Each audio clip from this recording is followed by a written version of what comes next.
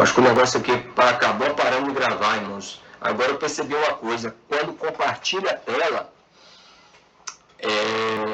para de gravar. Tá, irmãos?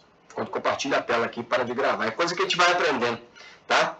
Então, assim, os profetas, irmãos, eles não eram médios no sentido de hoje como o espiritismo kardecista entende, tá?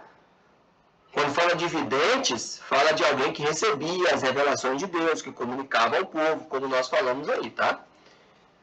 E aí, meus irmãos, as grandes doutrinas deles aí, tá? Que é a questão, tá? Da reencarnação, que nós já falamos, né? Da comunicação com os mortos.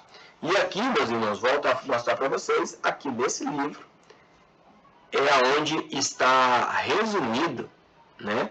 É onde está sintetizado e sistematizado as doutrinas do espiritismo kardecista. Tá? Então, é bom vocês darem uma olhada aí, tá? Principalmente nesses 10 pontos aí da doutrina kardecista, tá? Para a gente entender aqui, tá? Mas, enfim, a gente sabe que os principais pilares do ensino kardecista é condenável nas escrituras. Tá? Não somos salvos por obras. Inclusive, o Allan Kardec ele fala que sem obras não existe salvação. Ele fala aqui nesse livro aqui. Sem obras não existe salvação. A Bíblia refuta completamente consultar mortos, porque, na verdade, você está consultando demônios e não mortos. A Bíblia condena, a Bíblia deixa bem claro que a pessoa, a partir do momento que ela morre, ela não tem participação nenhuma com a vida dos vivos. Né? Então, a questão da reencarnação, da comunicação com os mortos é totalmente condenável nas Escrituras Sagradas. Tanto no Antigo Testamento, como também no Novo Testamento. Tá, irmãos?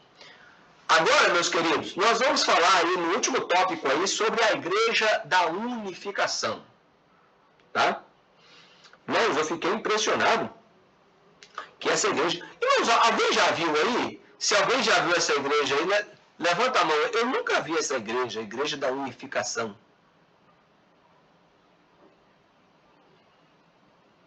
Eu sinceramente, não me lembro de ter visto. E olha que eu já...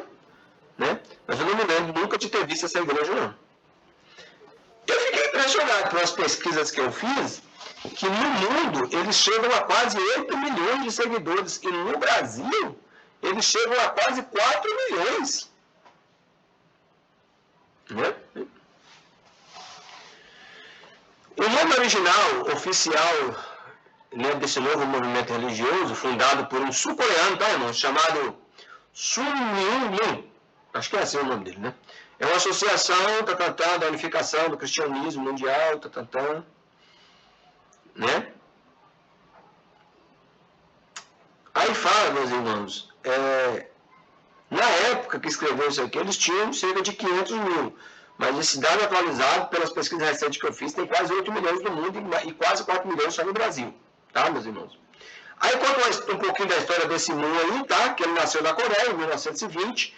Filhos de pais presbiterianos, ele alega que no domingo de Páscoa de 1936, enquanto ele orava numa coluna da Coreia, Jesus lhe apareceu e ele revelou que havia sido escolhido para completar a obra que Jesus começara. É o novo Messias. Então, meus irmãos, você já vai vendo aí as heresias, né? Eu não vou nem mencionar muito isso aqui, meus irmãos, porque assim, eu particularmente nunca vi, mas você já viu aqui que logo no início lá a gente já desbanca isso aqui e vê que é heresia, tá? Moon, ele declara ter recebido novas verdades em uma nova era. As novas revelações e doutrinas do reverendo Moon foram subsequentemente expostas no princípio divino, publicado pela primeira vez em 1957. Moon estabeleceu oficialmente uma nova igreja em 1954 com o propósito declarado de trazer a salvação ao mundo e dar início a uma família verdadeiramente interdenominacional. A doutrina da Igreja da Unificação é claramente eclética, ou seja, tá? Ela mistura elementos do espiritismo, né, de outras religiões, tá? Reflete as peculiaridades do solo religioso fértil da Coreia e o interesse que Moon teve durante toda a sua vida pelos fenômenos espíritas, tá vendo? Então ele tinha Ele tinha uma quedinha aí pelo espiritismo, tá? A presença de muita terminologia bíblica cristã, e a mistura com outros elementos, tá? Do cristianismo. O próprio mundo, no entanto, tem reconhecido que os seus ensinamentos são heréticos do ponto de vista do cristianismo tradicional. Sim, todo aquele cristão tradicional que crê na Bíblia como revelação da palavra de Deus, ele vai considerar, sim, o seu mundo e os ensinos da Igreja da Unificação como sendo heréticos, tá, irmãos? E aqui, meus irmãos, ele fala aqui, né, na última frase aí desse parágrafo, ele diz que esse movimento resultará na unificação verdadeira e durável da família do homem no mundo. Mais uma vez falando que só o movimento dele é verdade, tá, irmãos? Segue a lista. No centro da teologia da unificação está o ensino de Moon sobre a queda de Adão e Eva. Mais uma vez aqui, ó. Segundo o princípio divino, o documento teológico básico da Igreja da Unificação, ninguém compreendeu a queda de modo verdadeiro até que Moon, sim, só ele recebeu essa revelação e que trouxe a iluminação e estabelecimento do relato bíblico existente.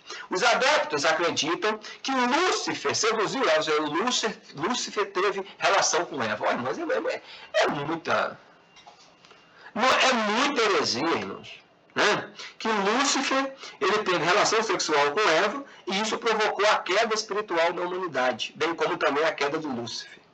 Eva entrou em uma relação sexual com Adão, o que resultou na queda física do homem. Mais uma vez, eles acreditam também que a questão da queda foi o ato sexual. Ai, meu Deus. A Igreja da Unificação, meus irmãos, os seguidores de Moon, ensina que Jesus não era Deus, aqui é uma heresia pesada, tá? Ensina que não era Deus, mas um homem perfeito e sem pecado, e no pecado original. A intenção de Deus... meus irmãos, é aqui, é eles que ensinam isso aqui, eu confundi, tá? A Igreja da Unificação que ensina que Jesus, ele tinha que tomar uma esposa aperfeiçoada, que ficaria no lugar de Eva, e se casasse e gerasse filhos impecáveis. Olha que... isso chega a ser ridículo um negócio desse. Então, segundo eles, o plano de Deus para a restauração da humanidade, que antes estava oculto, mas segundo acreditam, foi revelado aí para o Senhor Nu e para a Igreja da Unificação. Um dos ensinos centrais da Igreja da Unificação é que a vontade de Deus foi frustrada através da crucificação de Jesus. Aqui é heresia pesada. Aqui é pesada. Os adeptos do movimento, ou seja, da Igreja da Unificação, ensinam que a intenção original de Deus não era que Jesus morresse. Não é que eles leram isso. Nesse sentido, Jesus não conseguiu completar a sua missão. Não se casou ou conseguiu a redenção física. Porque Jesus salvou a humanidade somente espiritualmente, mas não fisicamente. É necessário, segundo o pensamento da unificação, que outro Messias, no caso seria o Senhor Mu, né? E leva a efeito essa redenção física. Isso ocorrerá durante a era messiânica, também chamada de testamento completo. O princípio divino deixa subentendido que o Senhor nascerá na Coreia. Olha aí, meus irmãos, o Messias nascerá na Coreia. Olha aí, é o Gotomu. E que todas as religiões se unirão a ele. Os membros da Igreja da Unificação acham que o Messias já está na Terra, né? Ou seja, era ele, né? Embora muitos sejam residentes de declarar publicamente que o Senhor Sun Myung Moon é o tal Messias. Então, não era ele que ia fazer essa obra. Ou seja, aí ele arrumou uma esposa perfeita, ele teve filhos perfeitos, impecáveis, e assim gerou uma descendência. Oh, meu Deus. Mas a sede deles, como fala no último parágrafo aí, a sede deles aqui no Brasil é no Mato Grosso do Sul. Um lugar bem grande, irmãos, tá? Mas, enfim, pelo que eu pesquisei, queridos, ele conseguiu até um aval. Tá aí no último parágrafo aí do tópico, antes de revisão geral, o último parágrafo antes de revisão geral, fala, né, que entre os períodos de 11 a 13 de setembro, Sun Myung proporcionou uma convenção em Montevidéu, no Uruguai, para parlamentares brasileiros com o objetivo de fixar o Brasil para conseguir o apoio do Congresso Nacional. No início de agosto, Moon anunciou a construção de um templo para 30 mil pessoas no Mato Grosso do Sul. É um lugar bem grande, irmãos. Mas assim, pelo que eu estudei, aquele lugar parece estar um pouco desativado, porque eles viram algumas irregularidades, muitas irregularidades, tanto na questão do alvará de funcionamento, como também na própria construção. Tem falcatrua nesse negócio aí, tá, irmãos? Enfim. Né? Envolveu, irmãos, alguém que quer ser igreja se envolve com questão de governo, só vai dar isso. Mas enfim, a gente vê claramente, eu não vou nem falar muito, a gente vê claramente aí que essa igreja da unificação é mais uma dentre tantas heresias aí, meus irmãos, que negam verdades centrais, como a obra redentora de Cristo, o plano perfeito da salvação, né? a morte expiatória de Jesus, dizendo que foi, meu Deus, que não era esse o propósito de Deus. Isso ia ser ridículo o negócio desse aí. Tá, meus irmãos? Aí tem a revisão geral, tá, irmãos? E aí, depois da revisão geral, tem uma página em branco, e aí tem a nossa declaração de fé doutrinária, irmãos, que são os pilares que nós cremos, por isso que cada dia mais nós temos que estar embasados nisso aqui, tá, irmãos?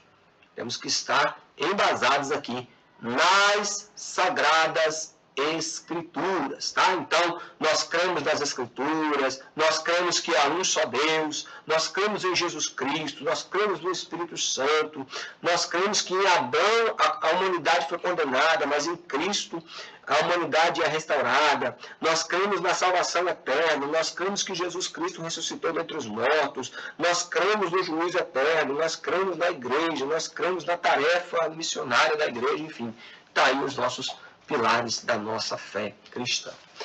Amém, meus irmãos? Então, é isso aí, tá? Na semana que vem, meus irmãos, a gente vai estar aí dividindo o tempo, tá? Eu falei isso no início da aula e vou falar de novo. A gente vai estar